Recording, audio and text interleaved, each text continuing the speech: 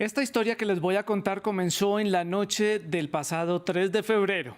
Un tren de carga que viajaba desde el estado de Pensilvania a Illinois, en Estados Unidos, por razones aún no conocidas, descarriló y se incendió.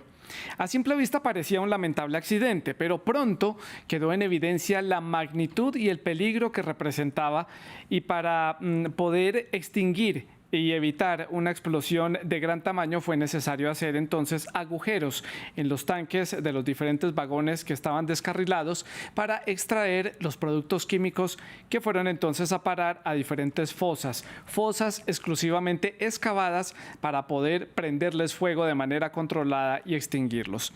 Durante varias horas las llamas consumieron los químicos y el humo tóxico se hizo presente en la localidad de East Palestine. Ante la toxicidad del ambiente, las autoridades impusieron una evacuación obligatoria de los 5.000 habitantes. Las autoridades indicaron que las condiciones después de las quemas ya eran seguras, pese a que los habitantes presentaban algunos síntomas como dolor de cabeza, náuseas y debilidad. Desde la Casa Blanca en Washington afirmaron estar en comunicación con las autoridades del estado de Ohio, lugar donde tuvo lugar este accidente. Ahora sobre la mesa queda entonces la posibilidad de que la empresa Norfolk Southern, que es la propiedad de este tren descarrilado, pague por la limpieza de estos químicos y también enfrente sanciones económicas. Pero lo que queda sobre la mesa es el desastre ambiental que esto está causando. 10 días después del descarrilamiento de un tren en Ohio que causó un grave impacto ambiental, los vecinos aldeaños a las vías férreas dicen sentirse enfermos por los químicos tóxicos en el agua y el aire. He tenido dolores de cabeza, dolor de garganta, mi nariz gotea y mis ojos lloran constantemente, como con ardor, picazón. Los temores entre estas poblaciones no son infundados, según expertos, ya que el accidentado tren, operado por Norfolk Southern Corporation, transportaba al menos 5 productos químicos tóxicos, como cloruro de vinilo, asociados con diferentes tipos de cáncer. Esto también lo demuestran los peces muertos hallados en las vías fluviales cercanas. El mayor problema con la respuesta en este momento es el hecho de que las agencias estatales y gubernamentales locales no han sido transparentes con los datos que tienen y cómo están tomando decisiones sobre el envío de personas de regreso al área y si el agua en el área es o no segura. La Agencia de Protección Medioambiental estadounidense ordenó a la empresa pagar la limpieza del accidente ferroviario y el vertido químico, una medida respaldada por el presidente Joe Biden, que señaló que responsabilizará a las empresas ferroviarias que no antepongan la seguridad. Si la empresa no completa cualquier acción ordenada por la EPA, la agencia intervendrá de inmediato. Realizaremos el trabajo nosotros mismos y luego obligará a Norfolk Southern a pagar el triple del costo, de acuerdo con los poderes otorgados por mi agencia. Por su parte, el responsable del accidente aseguró estar centrado en reparar los daños medioambientales generados con los vertidos, así como mejorar las medidas de seguridad para evitar futuros desastres. Quedan entonces varias preguntas sobre la mesa del debate. ¿Por qué esta emergencia medioambiental parece no ser prioridad para las autoridades federales? ¿Qué tipo de derrame es del derrame que estamos hablando? ¿Qué repercusiones tiene esto para el medio ambiente en esa zona? ¿Y qué riesgos medioambientales estamos expuestos o están expuestas las personas que viven cerca del lugar de los hechos? Por eso hoy en el debate de France 24 hablamos de medio ambiente y hablamos del accidente de Ohio que pasa desapercibido por los medios de comunicación, pero no en France 24. Para analizar el tema hemos invitado a Carlos Ruiz, docente de la Facultad de Química de la Universidad Nacional de México. También está con nosotros Javier Dacuña, especialista en protección radiológica y gestión de energía. Es docente de emergencias ambientales de la Universidad Argentina UADE. También es jefe del Departamento de Protección Portuaria del Puerto de la Ciudad de Buenos Aires en Argentina. Ustedes, nuestros televidentes, también hacen parte de esta conversación. Pueden dejar sus comentarios y sus preguntas a través de las redes sociales. En Twitter, en Facebook y en Instagram nos encuentran como @France24-ES, la etiqueta para que dejen los comentarios, numeral el debate F24. A mí me encuentran en Twitter como @santilogo. No olviden también que todos los contenidos del programa están disponibles en Apple Podcast, en Spotify, en Deezer y en TuneIn. Comienzo entonces dándole la bienvenida a Carlos. Carlos, gracias por estar con nosotros aquí en el programa. Y pregunta para el punto de partida, punto de inicio de esta discusión y de este análisis, ¿a qué tipo de accidente medioambiental en el que están involucrados estos químicos nos estamos enfrentando? Nos estamos enfrentando a un problema que realmente sí es grave, pero ya siento yo que ya se ha solucionado la mayor parte de ese problema.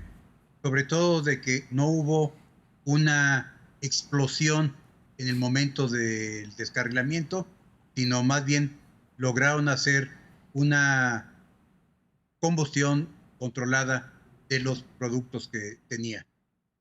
Es muy común que a través de las vías de ferrocarril se transporten una gran cantidad de productos químicos.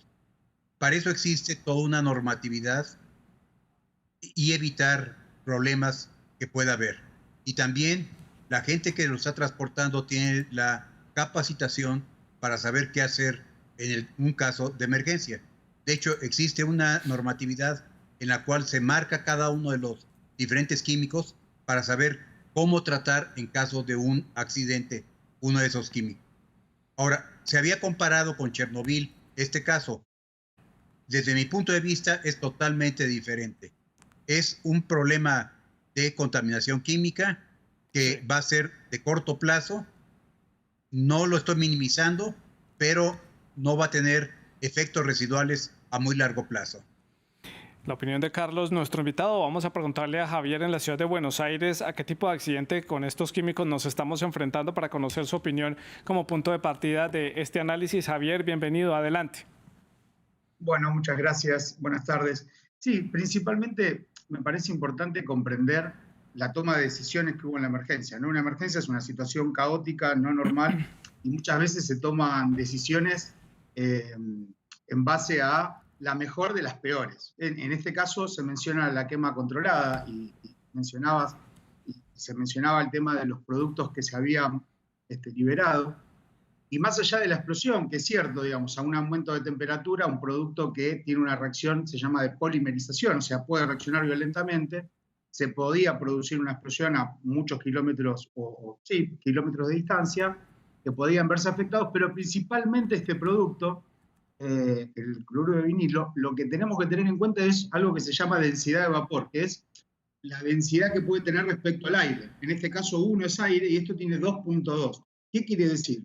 Que si el producto al derramarse se hubiese dejado y no quemado, los gases, los vapores, que es lo que les digo que es más pesado que el aire, hubiesen entrado a la localidad. Fíjense que está muy cerca la vía de la población, sí. Y podría haber un gran incendio en todo lo que es la población, ¿sí? Entonces, esta decisión de quemar tiene que ver también con poder prevenir en sí la explosión de un producto que es altamente reactivo y a su vez también prevenir el ingreso del contaminante a la ciudad, que digamos, como no lo vimos y vimos inmensamente la columna de humo, que es realmente impresionante, pero puedo asegurar que en ese caso fue una buena decisión producto de las características del químico, ¿no? Bueno, pues punto de partida aclarado sobre esta situación con nuestros dos invitados. Continúo con Javier para hacer la ronda en sentido contrario. Ya hay una aparente investigación por parte de las autoridades sobre lo que pudo haber sucedido. En algunas imágenes que muestran algunas cámaras de seguridad se ve a los dos últimos vagones de este convoy, de este tren, con un sobrecalentamiento de las ruedas y puede ser uno de los factores que llevó a este descarrilamiento. Es algo que todavía está en investigación, es simplemente una de las hipótesis que hay. ¿Qué pudo haber sucedido acá? Aquí se mezclan muchos factores, Javier, pero puede haber sido simplemente un accidente mecánico, problema con la carga, con el peso de la carga. Eran 150 vagones cargados con diferentes químicos en diferentes contenedores. ¿Cuáles son los factores? ¿Qué hipótesis puede haber para haber causado este accidente? Partiendo de la idea que hay una investigación y que eso luego dará algunos resultados. Bueno, lo último es que tú dices es lo más importante, digamos. Hay una investigación en curso. El titular de la Junta de Investigación de Accidentes en el Transporte llamó justamente a ser responsables, como bien mencionabas recién, en cuanto a la información. Tampoco uno puede dejar de lado los condicionamientos de seguridad en pos quizás de los recursos financieros. Hubo una reducción de personal, se comenta en los medios, y aumentó, fíjense que ustedes, ha aumentado anualmente un 3% la producción y el transporte de estos productos. Habría que ver si aumentó de la misma manera la inversión en seguridad, ¿no? Fíjense que en el 2022 hubo 11 descarrilamientos, lo que pasa es que no involucraron sustancias peligrosas. De hecho, de los 120 vagones que mencionás, 20 tenían sustancias peligrosas y 5 fueron los siniestrados con este producto en particular. Quizás sea demasiado pronto hablar los accidentes. Nosotros en la zona portuaria también somos puerto multimodal, Sí. tenemos también trenes y esto ocurre, digamos, y bueno, la gran diferencia es que se vieron involucrados estos productos químicos que a su vez el tren Claro. no estaba catalogado como peligroso justamente por la cantidad. Digamos, si bien se derramaron casi 200.000 productos, hubo una fuga de 200.000 litros en base a esos 5 vagones aproximadamente, hay que tener en cuenta justamente las acciones iniciales que fueron hechas tanto el 3 de febrero que comenzó el evento y la quema comienza recién el 6, ¿no? O sea, hubo tiempo para decidir. Claro, un tiempo prudencial también para evaluar la magnitud de la situación. Carlos, regreso con usted antes de empezar a hablar de los diferentes compuestos químicos y entender de qué estamos hablando y de cuál era la carga que estaba llevando este tren. Hay muchas críticas sobre el modo de transporte de este tipo de químicos. Obviamente, después de este accidente, pues vienen todas estas críticas en torno a la seguridad de los trenes para poder transportar este tipo de cargas químicas, si también la infraestructura de Estados Unidos está lo suficientemente actualizada y bien mantenida para garantizar la seguridad y evitar los descarrilamientos. Javier hablaba de unos 11 descarrilamientos a lo largo del 2022 en diferentes partes del mundo, no solamente en Estados Unidos, pero ¿qué tan seguro es transportar estos químicos por vía férrea? ¿O hay otra forma de poderlo hacer teniendo en cuenta que esto atraviesa por muchas poblaciones y centros urbanos? Mi opinión es, ya analizando bien las situaciones, es de que es uno de los medios más seguros que hay el utilizar el ferrocarril para transportar los productos químicos. ¿Por qué es uno de los medios más seguros?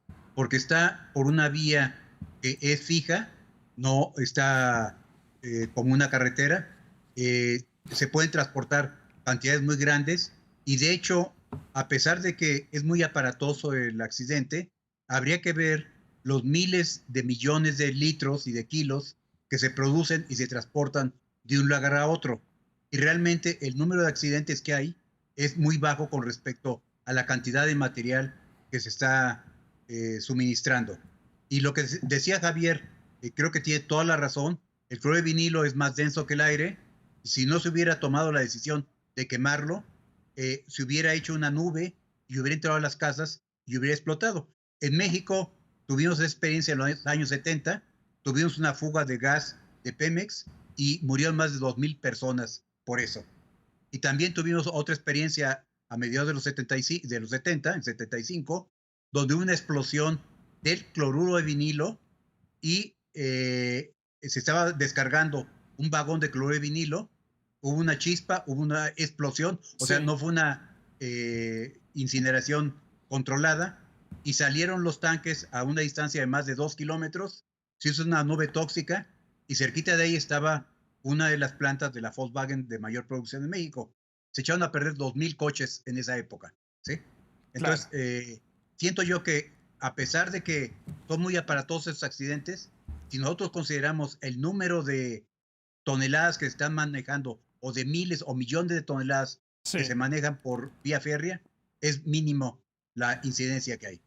Entonces, entendiendo lo que usted y Javier nos explica, Carlos, haber hecho este vertido controlado hacia estas fosas para posteriormente hacer la quema controlada, ¿fue el procedimiento adecuado? ¿No había una forma de sacar esto de los contenedores o de los vagones donde estaban y pasarlos a otros tipos de transporte y mantener protegido el contenido químico? Lo mejor entonces en este caso era claramente la quema controlada y evitar hacer un traspaso pese al volcamiento y pese a lo aparatoso, como dice usted, del accidente. ¿Cómo lo vio usted, Carlos? Sí, en efecto, si se hubiera tratado de hacer un trasvase de material, debido a las circunstancias que estaba el descarrilamiento, se podía salir fuera de control y hubiera ocurrido una explosión. Y una explosión, estamos hablando un rango de 1 o 2 kilómetros a la redonda, que hubiera desaparecido todo lo que hay alrededor, ¿sí?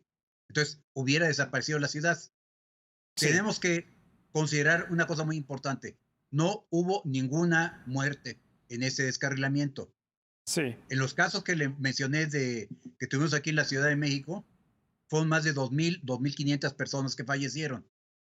Claro, es importante destacar eso. Hubo un procedimiento que preservó la vida de los residentes de esta población, pero entonces ahora esto sí pasa una factura y es en términos medioambientales. Este descarrilamiento y este vertimiento, Javier, ¿qué impacto tiene entonces en el medio ambiente?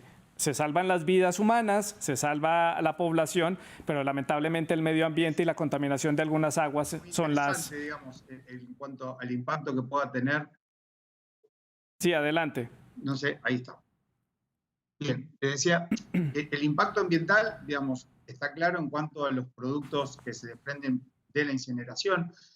La nube tiene que ver también con las condiciones meteorológicas, digamos, donde justamente por la tarde y por la noche puede haber una inversión térmica y eso hace que la dispersión, digamos, de esos humos se vea retrasada. Además del impacto ambiental, hay que ver también el impacto a la comunidad.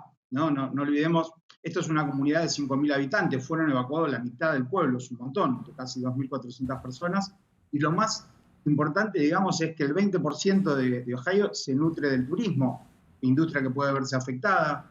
Entonces, siempre es importante también la preparación, algo que mencionás en cuanto a los habitantes, creo que no tuvieron información, hoy la tienen, hoy la Agencia de Protección Ambiental, y recién ayer la empresa de trenes hizo una publicación haciéndose cargo absolutamente de las consecuencias, pero la Agencia de Protección Ambiental de Estados Unidos desde el día 4 tiene publicaciones sobre mediciones ambientales que se han hecho y de hecho por eso del 6 comienza la quema y el 8 se permite el ingreso nuevamente a la ciudad, dado que se habían hecho las mediciones correspondientes de que no había riesgo a la salud para poder ingresar. Sí fue muy importante la evacuación inicial, porque sí había riesgo a la salud y eso se les informó a los habitantes, pero bueno, quizás muchas veces existe lo que es la respuesta a emergencia y el personal está abocado a esa respuesta y a veces al no tener una buena planificación, el mismo personal de respuesta es el que se tiene que encargar de transmitir o de llevar tranquilidad o certidumbre a la sociedad y eso debería estar a veces... me parece relacionado y que gente en el mismo momento que se está brindando la respuesta pueda hacer contención de la población, que en este caso es muy importante. Aparte, por ejemplo, según estaba mirando unos estudios del censo del 2010, el 20% de la población también tiene problemas de discapacidad. Entonces eso complejiza la evacuación, claro. Y hace que, bueno, que tengan que actuar diferentes tipos de agencias. Acá, en este caso, el gobierno federal envió, como les mencioné antes, a la Junta Nacional de Investigación de Accidentes en el Transporte, la Agencia de Protección Ambiental, la FIMA, que es la Agencia de Manejo de Emergencias, que están en carácter de asesores. Obviamente no se ha declarado una emergencia federal por las características y dimensiones de evento, porque tiene que ser resuelto y fue resuelto a nivel local. Hoy se está haciendo la remediación del sitio, ¿no? Claro. Quiero que entre ustedes dos nos expliquen, para los que no tenemos ni la más mínima idea de químicos ni de todos estos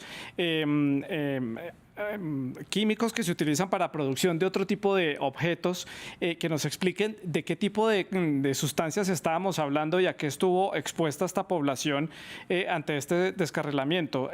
Aquí se menciona cloruro de vinilo, cloruro de hidrógeno y fosgeno. ¿Esto para qué se utiliza?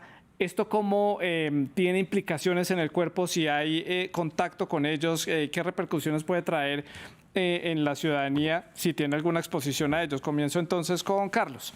Hagamos aquí la ronda a la inversa. El cloruro de vinilo se conoce hace mucho tiempo, ¿sí? De hecho, se descubrió en 1835 como situación así un poco esporádica. Después, en el 1850 se vuelve a redescubrir, se empieza a ver la polimerización, pero se vio de que podía ser útil para fabricar plásticos a partir de 1929. Es cuando se logra establecer una forma de poder estabilizarlo y poderlo plastificar. De hecho, polímero cloruro de polivinilo, que se obtiene a partir del monómero, que es el cloruro de vinilo, es el tercer plástico de mayor consumo a nivel mundial. Estamos hablando de millones de toneladas que se consumen a nivel mundial. ¿Para qué se utiliza? Todas las tuberías de plástico, todas las tuberías de agua, Sí, todas las películas flexibles para la intemperie son hechas aparte de cloruro de polivinilo. La sí, ventaja del cloruro de polivinilo es que es un material que se puede formular desde muy rígido hasta muy flexible.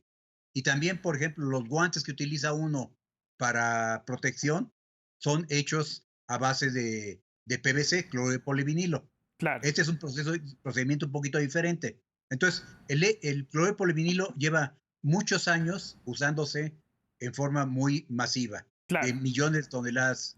Y de ac- a partir de mediados de los años 70, como 45 años después de que se descubrió y empezó a usarse, se vio que había una correlación entre las gentes que trabajaban en las plantas que fabricaban el PVC y utilizaban mucho el monómero sí, con cáncer de hígado. Entonces se hicieron más estudios y se encontró una correlación de que una exposición continua al monómero puede producir cáncer de hígado, cáncer de pulmón, claro. cáncer cerebral, etcétera, ¿sí? Y Sí, también leucemia. Pero sí, esto Carlos. es exposición a muy largo plazo. Exposición a largo plazo. Javier, complementemos explicándole a la audiencia el cloruro de hidrógeno y el fosgeno. Estamos aquí un poco en clase de química, pero es que vale la pena entender a qué fue lo que se estuvo expuesto esta población, porque esto puede ocurrir en cualquier otra parte del mundo, en cualquier momento dado, que es un químico usado muchísimo en nuestra vida diaria, de acuerdo a lo que ustedes nos están explicando. Sí, a ver, también es importante, digamos, decir que podría haber residuos o que, por ejemplo, el fosgeno que mencionás era una de las consecuencias de la quema controlada. Ahora, gente expuesta a fosgeno, tendríamos gente muerta, digamos, ¿no? Es un producto altamente tóxico. Que haya sido producto de la combustión y que se haya calculado la disipación y justamente la posibilidad de que en el ambiente rápidamente se disperse, eso fue parte del trabajo. Además de las consecuencias, hay que entender algo, digamos, de los valores que hoy tenemos y de la exposición a cáncer, son exposiciones laborales, ¿sí? De 5 días, 8 días a la semana. Entonces, 8 horas a la semana, 5 días. Eso quiere decir que acá hubo una exposición aguda que produjo seguramente la irritación de vías respiratorias y de eso, y los olores. Que haya olor no quiere decir que haya exposición. Hay productos que tienen un bajo umbral de olor, o sea que se sienten fuertemente, y sin embargo todavía no tienen presencia, y eso pasa mucho con los productos que tienen alta toxicidad. Igual es importante aclarar que este es un gas, ¿sí? Si bien está licuado, es un gas, se transporta de manera líquida, pero cuando pasa rápidamente a fase gaseosa, y por eso también algo que mencionabas, no se podía hacer este trasvase, ¿sí? El trasvase es fácil hacerlo entre líquidos, pero un producto que está comprimido, digamos, justamente es muy difícil, y por eso esa toma de decisiones que hubo, ¿no? Sí, importante esa aclaración. Quiero preguntarles por el manejo que ha tenido esto a nivel de las autoridades. Ustedes hablan de un buen manejo para esta emergencia a través de la quema, el vertimiento y todo este tipo de procedimientos, pero ¿qué hay de la transparencia que ha habido a lo largo de los días con el manejo de la información? Este caso puntualmente ha sido uno de los más claros ejemplos de desinformación y de noticias falsas en redes sociales y en diferentes medios de comunicación sensacionalistas, y para señalar a las autoridades y criticar a Estados Unidos y a las autoridades federales. ¿Qué balance y qué análisis pueden hacer ustedes? ¿Esto se manejó acorde a la situación? ¿Se le dio la importancia necesaria? ¿Hubo una respuesta adecuada por parte del gobierno para dar información a la comunidad, a las autoridades locales? ¿Qué análisis pueden hacer? Comienzo con Javier para hacer la ronda a la inversa. Perfecto, gracias. Sí, me parece que en este caso la población fue informada porque se dio una orden de evacuación y eso hubo contacto directo con la población, pero después esto que mencionás, digamos, de las fake news, digamos, las noticias falsas, que lo que hacen es aumentar la incertidumbre de la población. Mucha gente no tiene las herramientas para comprobar y tampoco, por ejemplo, si uno entra a la página hoy de la Agencia de Protección Ambiental, puede ver las mediciones que se hicieron hasta el día de hoy, las de ayer, las de antes de ayer, las mediciones ambientales, con gente que tiene que perder. Digo, los funcionarios, si mienten, tienen para perder, y la empresa también hace otro muestreo. Entonces, quizás, por ejemplo, la página web de la empresa tiene poca información, remite a la Agencia de Protección Ambiental. Y después, la gestión local, ¿no? Digamos, pensemos que es un pueblo de 5.000 habitantes, un pueblo chico donde las relaciones son muy fraternas, entonces eso también puede ayudar a rápidamente disipar estas falsas noticias, pero en un principio la gente tiene a desconfiar, hay una desconfianza de la población en general muchas veces cuando suceden estos eventos y creen que son burladas o que les mienten, pero la realidad es que las autoridades son las que tienen la mayor responsabilidad y así lo asumen, ¿no? Me parece que hoy por hoy en el manejo que hay de la apertura de las redes sociales, la población no puede ser vulnerada ni se le puede mentir, y eso hoy las autoridades lo saben. Insisto con lo anterior, digamos que hubo recién el 15 de febrero una reunión con la comunidad cuando el evento fue el 3 y se plantearon dudas. Y el titular de la Agencia de Manejo de Emergencias del FIMA estuvo en el lugar y también atendió, y se obligó a la empresa a participar porque en las primeras reuniones no habían participado, según ellos, porque no estaban garantizadas las condiciones de seguridad, pero es muy importante que los expertos de las compañías que tienen eventos participen de la atención a la población y obviamente de la atención del evento, porque son los que trabajan con el producto, son los que lo conocen y los que están todos los días. Entonces es muy importante para llevar certidumbre, que es lo que uno trata en una emergencia, a la población, poder advertirlo. Carlos, su opinión, el manejo mediático de este caso. Sí, una de las cosas más importantes que hay que notar es que no hubo ni un deceso en el caso, ¿sí? Entonces, desde mi punto de vista, ha sido manejado de forma bastante acertada la situación. Podemos recordar un accidente que hubo de la Union Carbide en la India, en Bhopal, en el cual murieron en el día 2.500 personas y durante un periodo corto de tiempo hasta 12.000 personas murieron a causa de la emanación de isocianato de metilo, que era un intermediario para fabricar un insecticida. Entonces ahí no se tomaron las medidas adecuadas y fue una hecatombe lo que hubo, ¿sí? Aquí se tomaron las medidas adecuadas y no hay ningún deceso. Hay efectos secundarios, obviamente, al haber mandado al medio ambiente una gran cantidad de productos, va a tardar algo de tiempo en poder limpiar eso. Muchos de ellos, el ácido clorhídrico, el fósgeno, se van a neutralizar en el suelo, ¿sí? Los suelos tienen una capacidad bastante fuerte de neutralización. Como son gases también, hay una dispersión de ellos y no va a haber tanto problema. Entonces, siento yo que la problemática aquí son situaciones muy técnicas, situaciones químicas, que la gente normal no le entiende totalmente y está muy propensa a cualquier tipo de filtración o cualquier tipo de información falsa que se pueda dar. Sí, justamente, Carlos, uno de los comentarios que veía uno en las redes sociales era, y ustedes lo mencionaban, comparar este descarrilamiento y este vertimiento de químicos al suelo con el accidente de Chernóbil en Pripyat en Ucrania, bueno, en la entonces Unión Soviética. ¿Era comparable o esto simplemente fue un oportunismo periodístico de titulares alarmistas? ¿Era comparado esto o no era de tal tamaño? Porque lo de Chernóbil estamos hablando de una planta nuclear y aquí estamos hablando de unos vagones de un tren. Carlos. Ok, correcto. Definitivamente no se puede comparar para nada, ¿sí? Vemos ahorita, a pesar de que ha pasado casi 40 años de Chernobyl, sigue deshabitado. No se puede utilizar ahí. Hay lugares, por ejemplo, otro caso muy dramático que hemos tenido de contaminación es cuando los americanos estaban peleando en Vietnam y se les ocurrió utilizar lo que se llamaba el agente naranja para defoliar las selvas. El agente naranja es, desde el punto de vista químico, el ácido triclorofenoxiacético. Cuando se produce en cantidades muy grandes y no se tiene control, empieza a haber problemas de formación de dioxinas. También Sí. se mencionó desde el principio que se habían formado dioxinas. Los productos químicos que se tenían en el vagón no son precursores para dioxinas.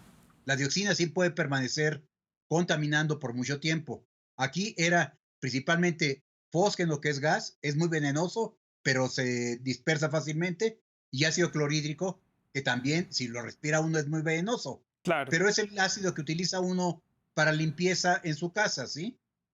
Sí. Y Javier, su opinión, este escándalo a nivel mediático, comparándolo con Chernóbil. Chernóbil, como lo dice Carlos, pues está completamente desocupado, inhabitado. Es más un sitio casi que de turismo siniestro, como lo llaman a esta categoría del siniestro, personas que van a visitar esta zona que está abandonada. Pero ¿hay riesgo todavía en el caso de Chernóbil si la gente se acerca a esta población y a esta zona? Bueno, coincido con Carlos, ¿no? Plenamente me parece que no tiene nada que ver y que esto es parte de lo que hablábamos anteriormente, de cuestiones sensacionalistas o de mala información, y lo que hacen es esto, alertar a la gente, entender que un problema de origen nuclear, justamente, digamos, donde, como menciona Carlos, la ciudad, después de más de 30 años, no ha sido nuevamente habitada, producto de la radiación que hay, no tiene nada que ver con un accidente químico como este, donde hoy se está haciendo remoción, donde se puede hacer una remediación, ¿no? Remediación y monitoreo es esta fase que está ahora de trabajo, donde se han sacado más de 3.000 metros cúbicos de tierra, más de 4.000 metros cúbicos de agua también, o sea, se ha haciendo un tratamiento para su disposición final y la posición de tierra sana, tratando de evitar que justamente no vaya a los recursos acuáticos subterráneos, ¿no? Digamos, pero teniendo en cuenta que este producto, si se derrama, rápidamente pasa a fase gaseosa y eso, digamos, da cierta tranquilidad en cuanto a la contaminación Claro. que puede llegar a haber. Pero me parece esto de aclararlo, digamos, de lo de Chernobyl no tiene ninguna comparación. Tampoco Estados Unidos ha tenido desastres químicos mucho más importantes. Los Canales, allá por el año 70, donde hicieron una ciudad arriba de un basurero químico. Digamos, ha tenido muchos eventos muchísimo más grandes que donde esto es una resolución, como les dije anteriormente, a nivel local, con las autoridades locales y con la asistencia técnica Sí. de la empresa y del gobierno federal. Claro, y Estados Unidos tampoco estaba en la coyuntura política en la que está ahora, donde se buscan este tipo de situaciones para hacer señalamientos al gobierno de turno o para señalar de un lado a otro, dependiendo de dónde se mire. Llegamos ya al final del programa, al bloque final. Hagamos entonces las conclusiones de lo que nos deja este tema. Importante haber aclarado la parte técnica, importante entender de qué tipo de químicos estábamos hablando y la magnitud de este accidente y lo que puede repercutir en el tiempo en materia medioambiental y para la comunidad afectada. Comienzo entonces con Carlos para la conclusión de lo que deja este accidente, de lo que deja lecciones para que no se repita en el futuro y lo que deja para la comunidad. En el caso de los accidentes químicos, el gobierno americano tiene un organismo que se llama el CSB, que es Chemical Safety Board, el cual hace una investigación, después de que ocurre un accidente, se hace una investigación exhaustiva acerca de por qué ocurrió ese accidente, para evitar que vuelva a ocurrir un accidente semejante. La industria química, a pesar de que es una industria que maneja una gran cantidad de productos muy peligrosos, es una de las industrias que menos incidentes tienen laborales. Esto es debido a que existe una reglamentación muy estricta con respecto a manejar los diferentes productos. No es inevitable manejar productos químicos, Sí. hay que usarlos, a que sean peligrosos, pero hay que saber su peligrosidad y saber cómo tomar medidas en el momento que se tienen que resolver algún percance. Y esto lo usamos también en la Facultad de Química de la UNAM, Claro. donde todos nuestros estudiantes estudian, utilizan los productos químicos y les tenemos que dar una capacitación muy estricta acerca de cómo manejarlo para que no empiecen a manejarlo y vaya a haber un accidente. Y Javier, su conclusión. para el cierre. Bueno, me parece importante destacar la importancia de la preparación a emergencias. Esto de que el gobierno haya emitido un comunicado donde obligaba a la empresa a participar de lo que se denomina comando de incidente, que es la toma de decisiones donde están todos los que están haciendo la respuesta, me parece que habla que las empresas tienen que justamente adelantarse a estos eventos, que son eventos que quizás no se pueden prever. Uno no está preparado para que descarrilen 20 vagones y 5 se prendan fuego, pero sí tiene que estar preparado en conocer los productos químicos, en dar información, en conocer a las autoridades. Como les dije anteriormente, una emergencia es una situación a resolver, inesperada, y que requiere muchas veces de inventiva y de innovación. Pero teniendo la comunicación, el manejo de la información, dando tranquilidad y certidumbre a la población de información veraz, me parece que son herramientas para poder aprender y para poder seguir desarrollando, sobre todo entender la vinculación que tiene que tener el sector privado con el Estado para lo que es la respuesta a emergencias con productos químicos peligrosos, ¿no? Pues este caso apenas está empezando, por lo menos la emergencia ya fue controlada, ya fue manejada por las autoridades. Ahora se viene toda una disputa a nivel legal porque ya ha habido hasta el momento 4 demandas grupales instauradas ante las autoridades contra esta empresa dueña de este ferrocarril que descarriló allí en el estado de Ohio. Pues entonces ya el escenario a nivel legal apenas y a nivel judicial apenas va a empezar allí en Estados Unidos y luego veremos pues las repercusiones que esto tenga en materia medioambiental, pero por ahora la situación aparentemente pues fue controlada por las autoridades del estado de Ohio y también con la ayuda de las autoridades federales. A Javier y a Carlos les agradezco mucho por haber estado con nosotros. Seguramente volveremos a hablar más adelante cuando este caso tenga desarrollo periodístico que valga la pena analizar aquí en el debate de France 24. Es todo por hoy. En nombre del equipo técnico les agradecemos haber estado con nosotros hoy en el programa. La producción del debate estuvo a cargo de Laura Garzón y la producción de invitados a cargo de Tania Herrera. Siga con nosotros.